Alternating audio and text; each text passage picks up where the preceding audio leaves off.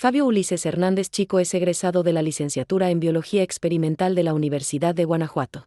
Cuenta con experiencia en escritura y revisión de artículos científicos con reconocimiento por parte de la Universidad Autónoma de Guerrero y el Instituto Nacional de Medicina Genómica, manejo de animales de laboratorio con reconocimiento por parte de la Universidad de Guanajuato.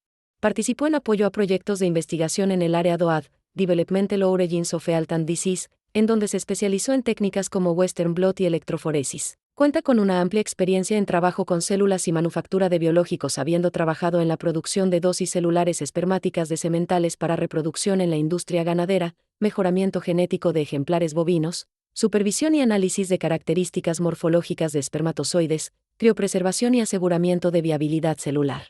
Durante su desarrollo profesional ha participado en brigadas de búsqueda y rescate, primeros auxilios y combate contra incendios, así como seguridad e higiene. Actualmente forma parte del equipo de producción celular del corporativo Creosalud.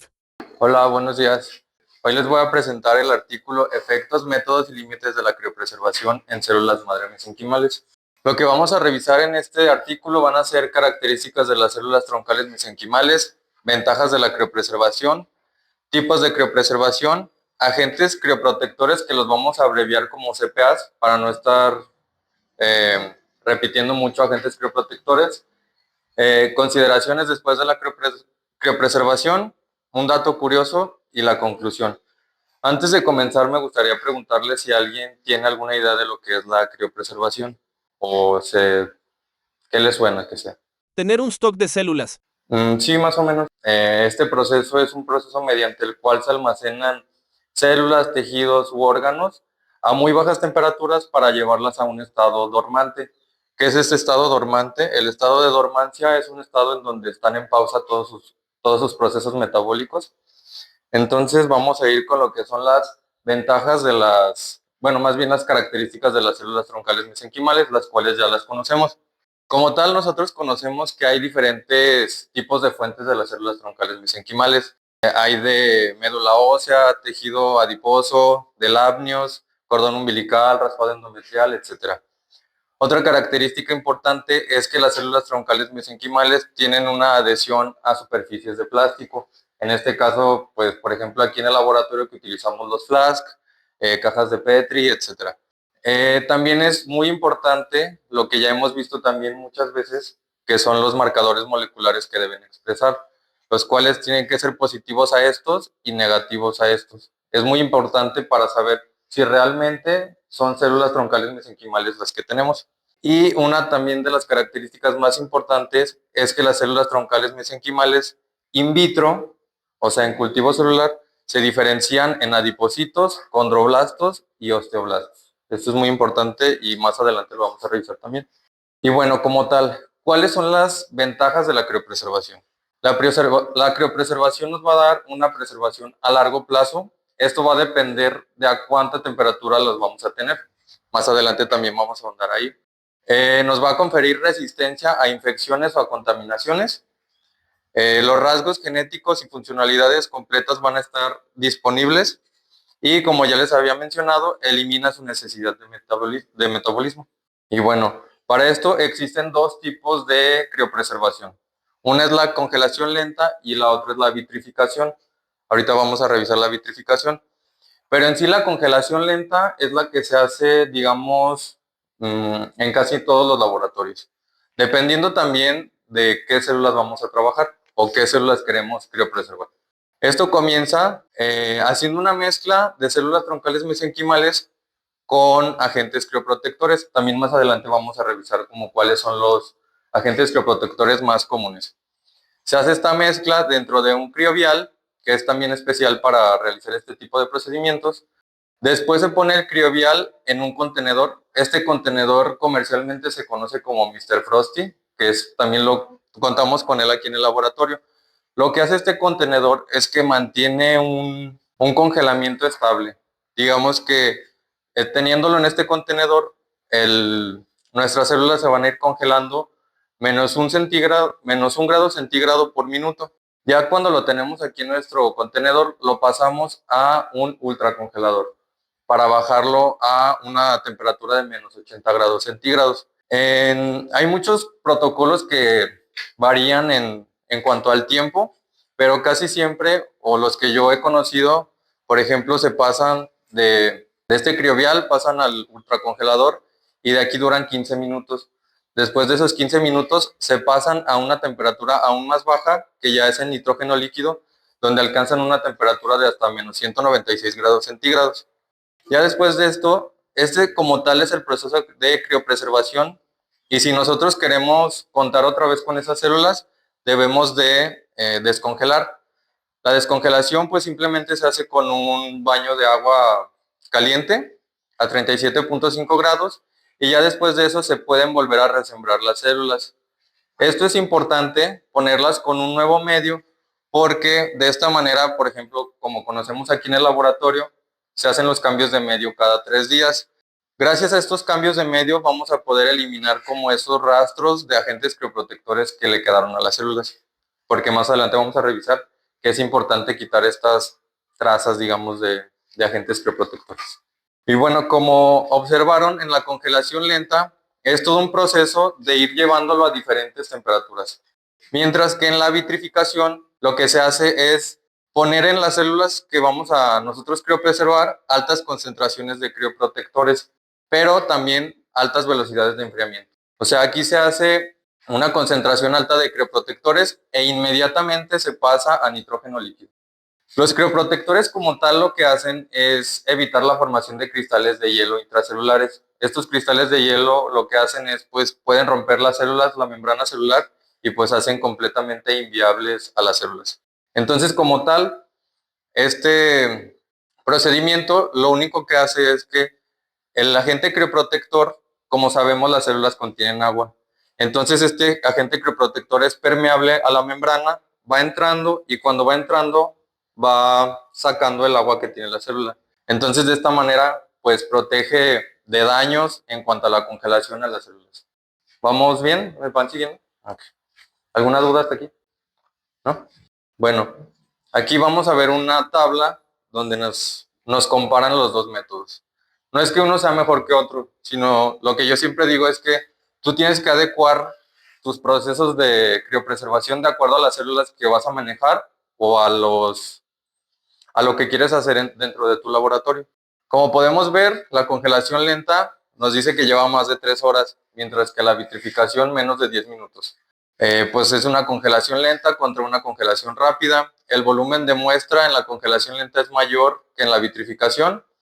Y por ejemplo, aquí es importante esto, los costos. Para la congelación lenta se necesita una máquina de congelación costosa. En este caso es el ultracongelador con el que ya contamos. Mientras que en la vitrificación se dice que es económico, no se necesita una máquina especial.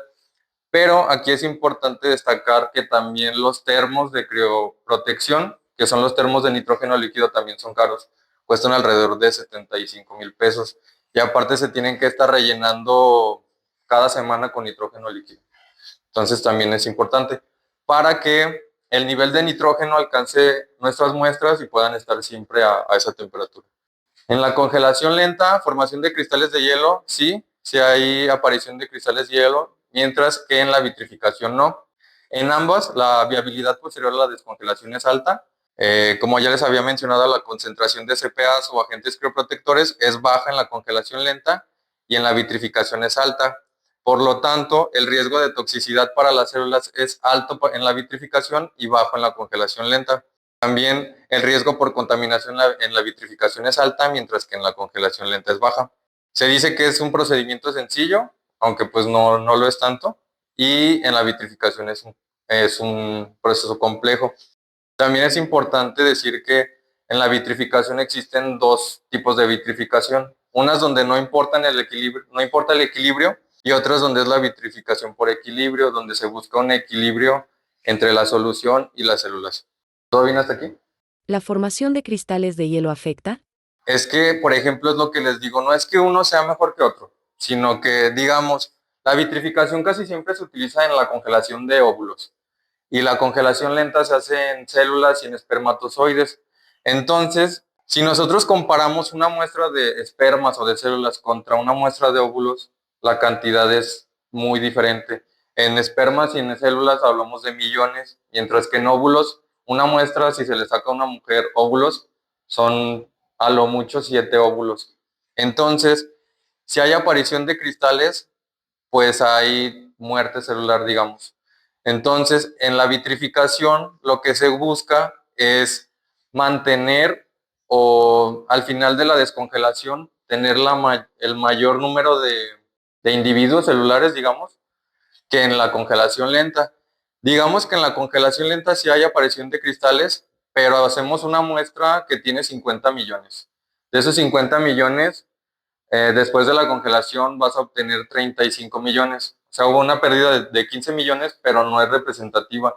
Mientras que en la vitrificación, que es más para óvulos, tienes una muestra de 6 óvulos y quieres tener al final de la descongelación, pues esos 6 óvulos intactos.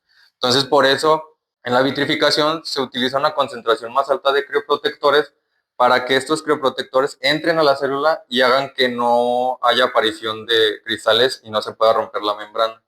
Entonces, no es que uno sea mejor que otro, sino dependiendo de la célula que tú vas a criopreservar, es el método que tú vas a utilizar. Pero sí, pues con la formación de cristales sí hay, digamos, muerte celular, sí. Y bueno, como tal, ya les hablé de los agentes crioprotectores, pero aún no sabemos bien cuáles son, ¿ok? Entonces, estos son los principales, los que siempre se utilizan.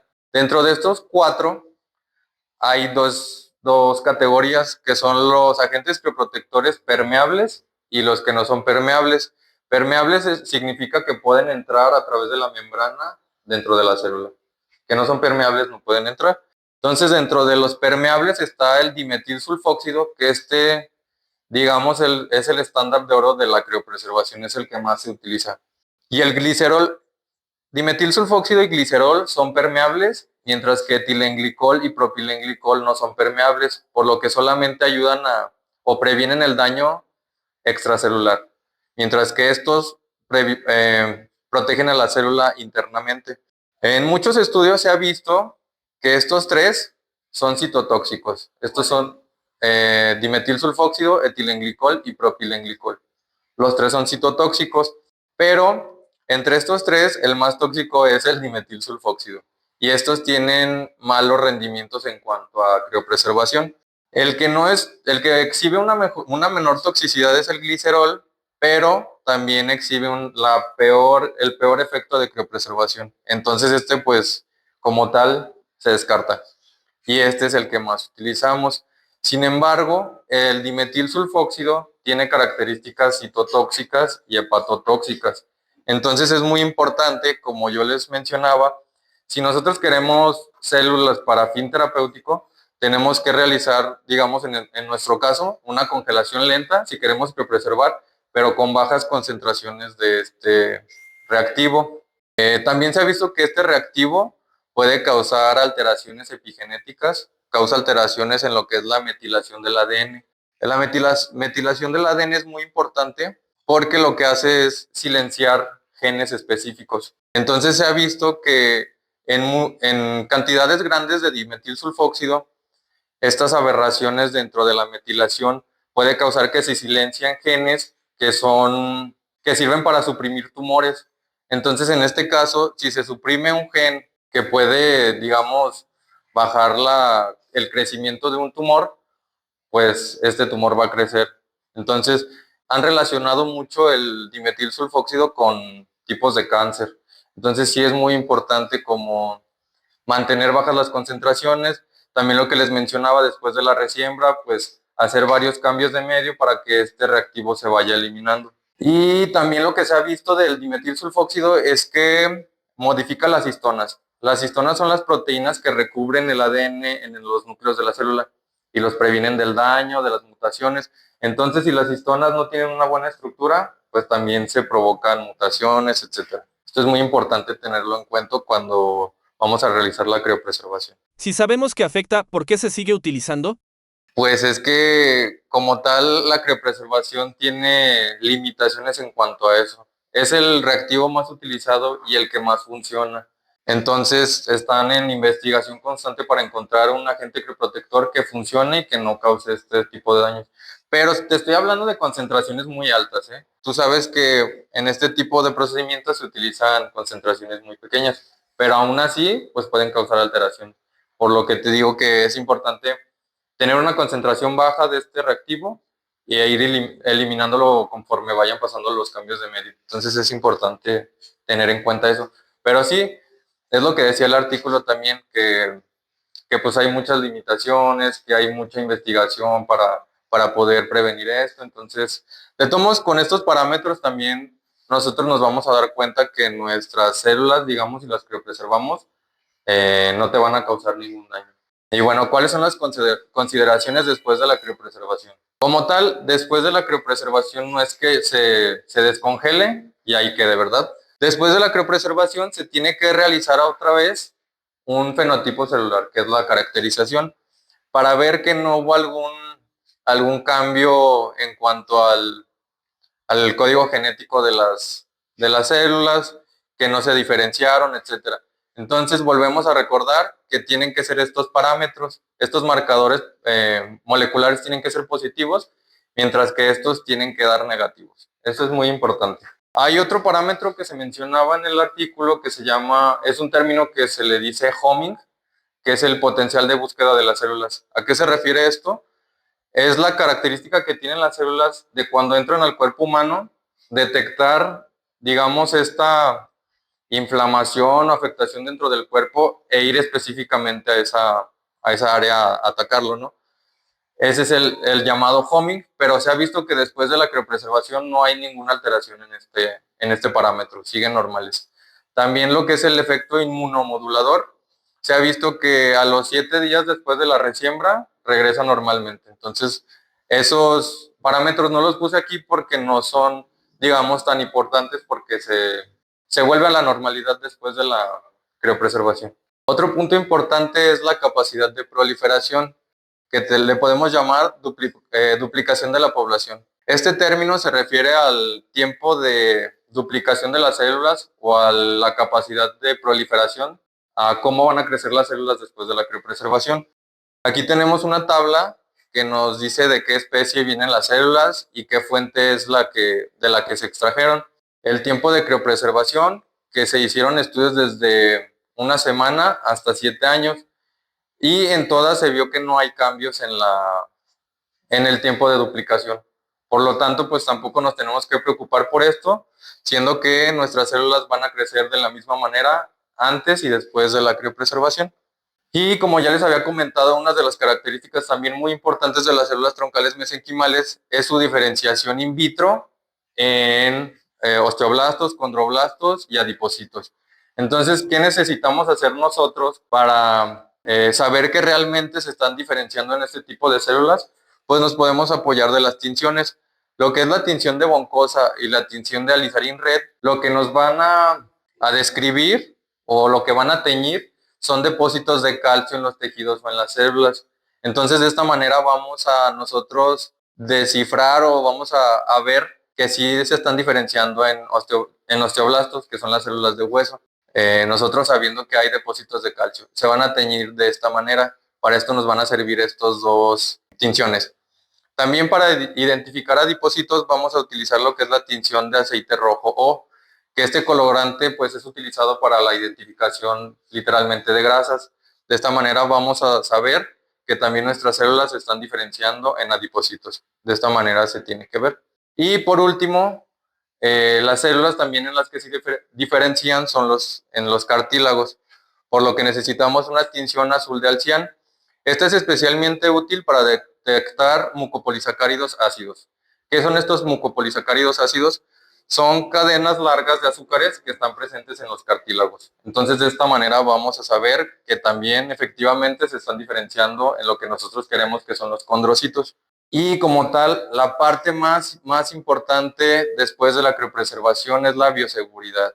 La bioseguridad para los pacientes a los cuales, en este caso nosotros, si les vamos a hacer una aplicación intravenosa, digamos, interarticular, nosotros tenemos que saber que nuestras células son seguras. Entonces, ¿qué se tiene que hacer? Pues se tiene que hacer otra vez el análisis del cariotipo. Esto es el que ya próximamente vamos a tener en nuestras células, pero el cariotipo literalmente es una imagen donde se observa el acomodo normal de nuestros cromosomas, Como sabemos, hay 22 pares de cromosomas, los cuales son llamados autosomas, y el último par, el par 23, es el par sexual, el que define el sexo. Entonces, este es el acomodo normal de los cromosomas. Como les mencioné, el dimetilsulfóxido puede causar alteraciones en el ADN. Entonces nosotros tenemos que asegurarnos de que no haya cambios. Nuestro cariotipo tiene que salir normal. También existen muchas alteraciones cromosómicas, como son las de lesiones, donde es cuando desaparece algún cromosoma. Traslocaciones, cuando una parte del cromosoma aparece en otro lugar del cromosoma. Y también existen unas, digamos, se llaman aberraciones cromosómicas, los cuales son, aquí les puse dos que son muy conocidos. El síndrome de Down se le conoce como una trisomía 21. ¿Por qué? Porque si observamos un cariotipo normal, observamos el cromosoma 21, pues tiene su par normal, ¿no? Pero en cuestiones ya cuando se detecta que alguien tiene síndrome de Down, podemos ver que en el cromosoma 21 hay 3 cromosomas iguales. También para el síndrome de Patau es la trisomía del cromosoma 13. Entonces, si podemos observar en el cromosoma 13 hay 3 cromosomas. Entonces, lo que nosotros queremos es evitar que pueda haber estas alteraciones tanto también en los cromosomas y asegurar que nuestras células sean de calidad y sean seguras para el paciente. Entonces tenemos que realizar el cariotipo como último parámetro, digamos, de liberación del lote. Todo esto se tiene que realizar. Por ejemplo, en mi experiencia, cuando trabajaba con espermatozoides, no realizábamos todo esto porque lamentablemente era para animales, entonces no se les da el mismo cuidado que a los humanos. Y bueno, como dato curioso, el tiempo máximo que ha pasado un embrión congelado permitiendo finalmente el nacimiento de un bebé sano ha sido de 25 años y es lo que se conoce como bebés de nieve. Y esta noticia la saqué es del 2024, donde esta pareja pudieron dar a luz a un bebé, el cual lo habían hecho en una adopción de embriones, y ese embrión estaba desde 1994. Entonces establecieron un nuevo récord, 30 años de criopreservación y un bebé pudo nacer viable. Entonces, para poder comprender lo importante que es la criopreservación en este tema de la fertilidad, etcétera, pues es muy, muy interesante. Una pregunta, ¿qué tiene de especial los crioviales? Pues lo que te ayudan, o sea, lo que son los crioviales y el Mr. Frosty, es a mantener un nivel de congelación estable. Es lo único que te proporcionan y que son estériles. Y bueno, ¿alguien me podría apoyar con la conclusión? Carla. Es importante desarrollar un plan de biopreservación bien pensado que pueda proteger las propiedades funcionales de las células madre mesencimales, como su capacidad para diferenciarse y sobrevivir, lo que permita su utilización efectiva en entornos clínicos. La criopreservación sigue siendo un problema crítico que requiere resolución. Por ejemplo, cómo seleccionar el CPA adecuado para evitar la formación de cristales de hielo intracelulares y cómo evitar la modificación epigenética de las células madre principales después de la criopreservación. Como ya les había mencionado, pues es muy importante nosotros adecuarnos a nuestras células y a lo que queremos hacer con ellas. Por ejemplo, también un caso, bueno, en mi experiencia, cuando trabajaba con espermatozoides, a veces me tocaba hacer agentes crioprotectores, pero muy rudimentarios. ¿Cómo los hacíamos? Los hacíamos con yema de huevo y con glucosa. La glucosa, pues para darle energía a los espermatozoides, y la yema la utilizábamos como, digamos, para los triglicéridos y también como agente crioprotector. Pero ¿qué era lo que pasaba? Se contaminaban. Entonces, también ya actualmente se comercializan, digamos, se llaman diluyentes, que nos sirven para crioproteger. Entonces nosotros utilizábamos uno que ya era pues muy especializado a espermatozoides y nos evitaba de contaminaciones, nos hacía toda la vida más fácil. Pues también es importante recordar que nos tenemos que acoplar a nuestras células, porque no es lo mismo tratar de criopreservar espermatozoides que tienen un tamaño de, digamos, de 5 micrómetros a un óvulo que tiene un tamaño de 130 micrómetros. Entonces, contiene mucha más agua, tenemos que realizar una crioprotección con mayor concentración de agentes crioprotectores. Entonces, sería todo.